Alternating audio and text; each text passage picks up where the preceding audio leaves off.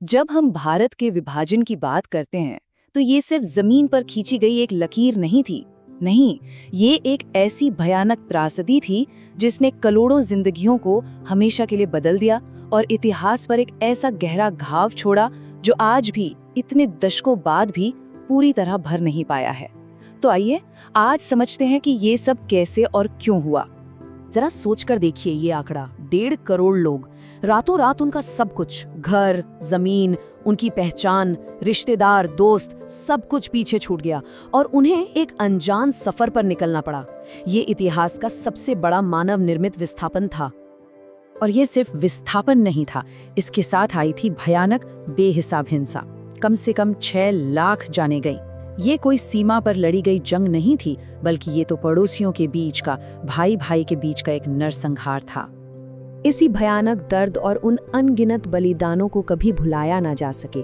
इसीलिए 14 अगस्त को अब विभाजन विभीषिका स्मृति दिवस के तौर पर याद किया जाता है। इसका मकसद सिर्फ याद करना नहीं है, बल्कि ये सुनिश्चित करना है कि नफरत और बंटवारे की ऐसी भयावहता फिर कभी ना दोहराई जाए।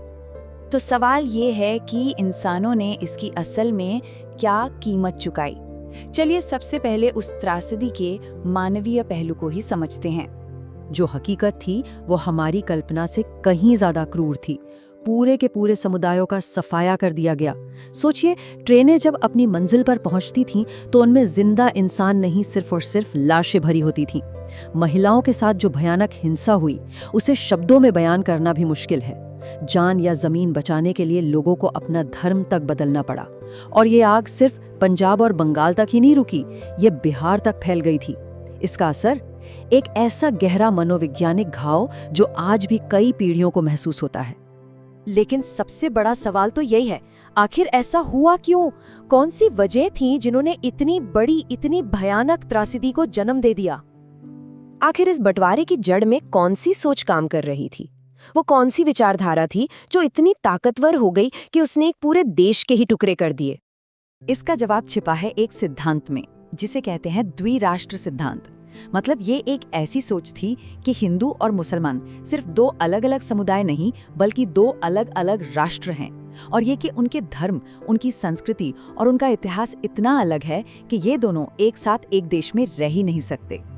और इसी सिद्धांत को मोहम्मद अली जिन्ना ने मार्च 1940 में अपने लाहौर भाषण का आधार बनाया।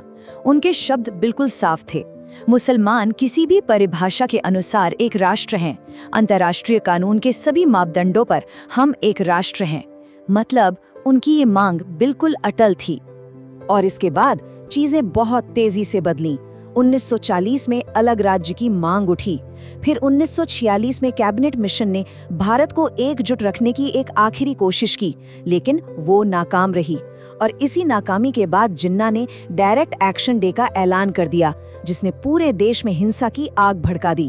और आखिरकार जून 1947 में माउंटबेटन योजना के साथ विभाजन पर आखिरी मोहर लग गई। ये एक बहुत ही अहम मोड़ था, एक टर्निंग पॉइंट था।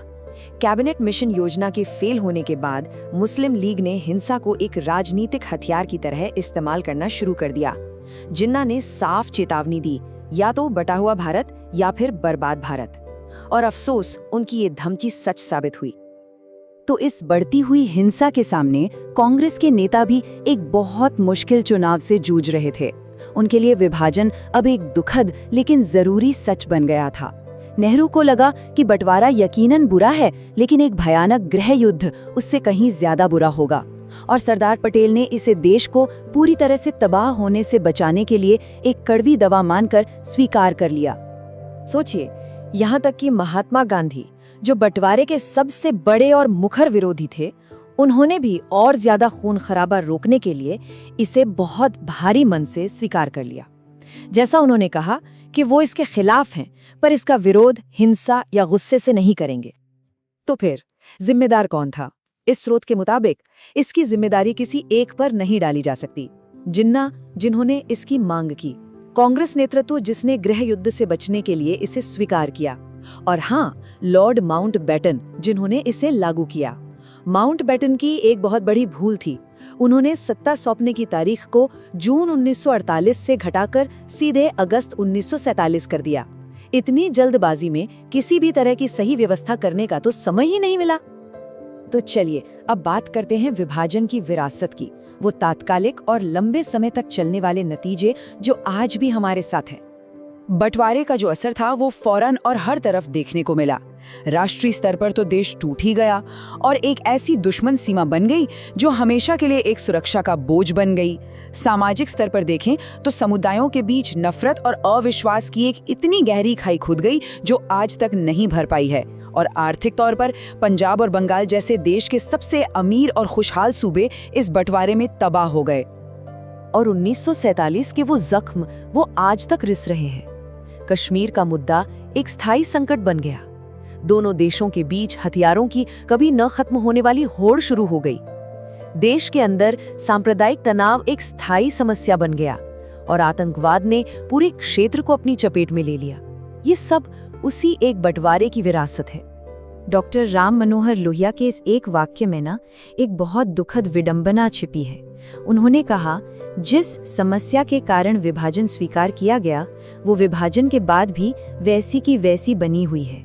मतलब जिस सांप्रदायिक समस्या को हल करने के लिए बंटवारा हुआ वो तो हल हुई ही नहीं। तो सवाल ये उठता है कि हम इतिहास की इस भयानक त्रासदी से आखिर क्या सीख सकते हैं?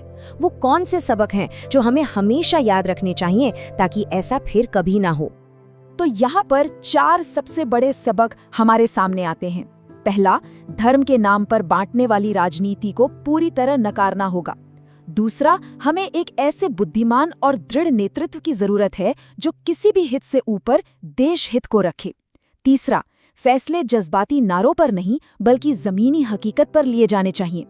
और चौथा और शायद सबसे जरूरी, हमें अपने इतिहास का सामना करना होगा, उसकी कड़वी से कड़वी सच्चाइयों को भी स्वीकार करना होगा। और ये जो आखिरी सबक है ना, ये शायद सबसे अहम है। सिर्फ अंग्रेजों को सारा दोष दे देना ये एक तरह से सच्चाई से मुंह मोड़ना है। जब तक हम अपने समाज की ऐतिहासिक सच्चाइयों का डटकर सामना नहीं करेंगे तब तक ये समस्याएं बनी ही रहेंगी। और अंत में कवि अज्ञेय की ये पंक्ति हमें उस बड़ी मानवीय त्रासदी पर सोचने के लिए मजबूर करती है जो किसी भी राजनीति और धर्म से कहीं ऊपर थी। ये धिक्कार हिंदू या मुसलमान नहीं, ये धिक्कार आक्रोश है मेरी अपमानित मनुष्यता का।